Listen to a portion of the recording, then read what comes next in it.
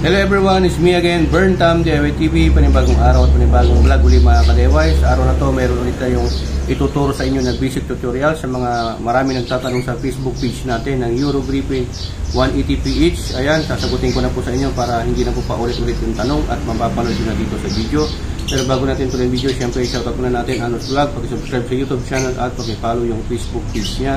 At syempre sa lahat naman naka-Griffin owners dyan at yung Facebook page natin na Euro Griffin 180ph. Ayan, shoutout sa inyo mga boss, especially sa mga admins natin.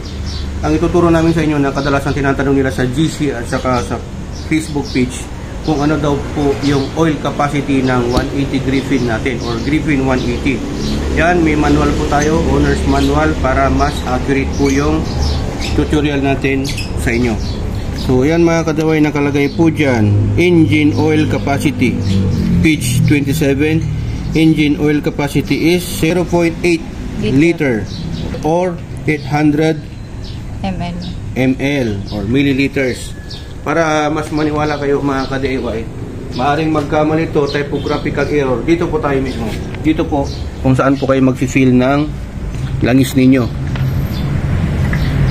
May nakalagay po dito mga ka-DIY. Ayan. After drain, you should refill 0.8 liter or 800 milliliter. Okay? So nakalagay na po dyan mga ka-DIY, ha? Huwag na po tayo magtalo.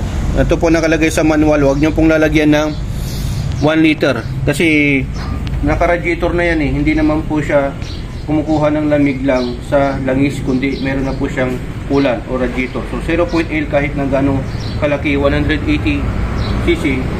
Tapos ito pala, every morning bago nyo gamitin, check nyo yung langis.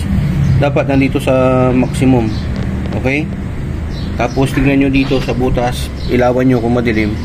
Make sure na may langis po yung motor bago nyo gamitin. At i-warm up nyo na mga 1 minute bago nyo gamitin para mag-circulate pa yung oil, malubricate pa niya yung mga metal parts.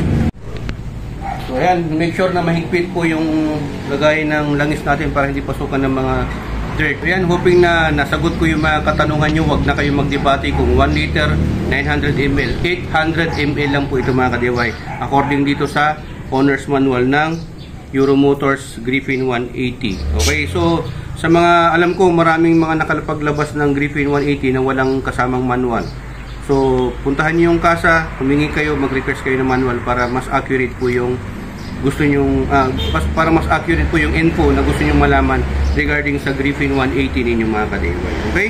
So yan, dito sa HPT, natuto ka na, nakatipid ka pa dahil sa HPT sharing is caring. Ayan, maraming salamat. To God be the glory, Burntam, signing off.